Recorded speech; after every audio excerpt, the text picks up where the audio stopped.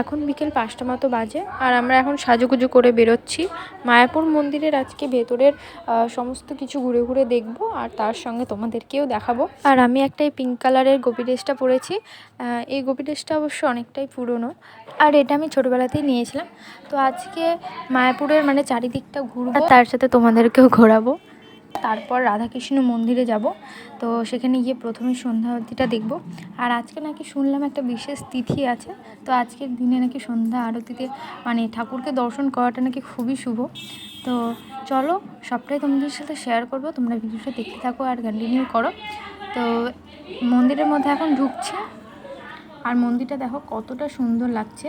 এই যে নীল কালারের যেটা চূড়াটা দেখতে পাচ্ছ, ওটা কিন্তু এখনও ঠিকমতো তৈরি হয়নি, তৈরি এখনও হচ্ছে।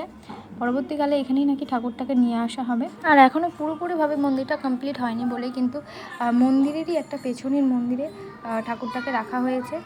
আর আমাদের 1 ঘন্টার মধ্যে কিন্তু চারিদিকটা ঘুরে নিতে হবে, কারণ সন্ধ্যার সময় আবার সন্ধ্যা আরতি শুরু হয়ে যাবে, তো সেখানেও যাব। আর এই যে মন্দিরটা তোমরা দেখতে পাচ্ছ, এই মন্দিরটা বাইরে থেকে যতটা সুন্দর, ভেতরে কিন্তু তার থেকেও বেশি সুন্দর। আর এই মন্দিরটায় মানে চারিদিকে পুরোটা ঘুরতে ঘুরতে কিন্তু আমাদের সন্ধ্যা লেগে গেছিলো, মানে 6টা বেজেই গেছিলো।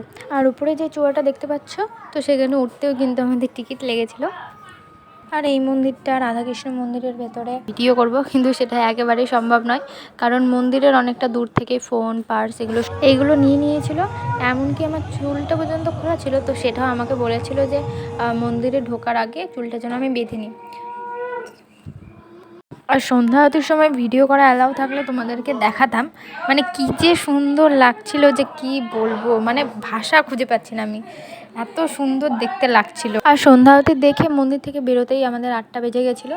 তো তারপর এখানে কিছুক্ষণ বসেছিলাম, কারণ আমার এত পা ব্যথা করছিল যে কি বলবো, মানে সারাটা দিন আজকে হাঁটাহাঁটি করা হয়েছে, তো সেই কারণে হয়তো পাটা এত ব্যথা করছিল। তো এখানে বসে কিছুক্ষণ গল্প গুজব করছিলাম। তো আর এরপর মন্দিরেরই সামনের একটা দোকানে গিয়ে রাধাকৃষ্ণর ফ্রেমগুলো দেখছিলাম। আর সব ফ্রেমগুলোই দেখতে খুব সুন্দর লাগছিল, কিন্তু তার মধ্যে রাধাকৃষ্ণ পুরো সেটটা যেটা ছিল, তো সেটাই আমরা 4 থেকে 5 পিস নিয়েছি।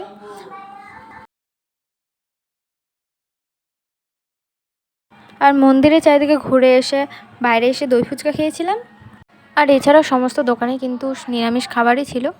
তো এরপর আমরা একটা দোকান থেকে রুটি তড়কা আর চাউমিন নিয়ে এসেছিলাম রাত্রে ডিনারের জন্য।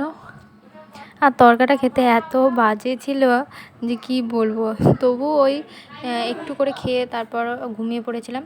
তো আজকের ভিডিওটা এখানেই রাখছি।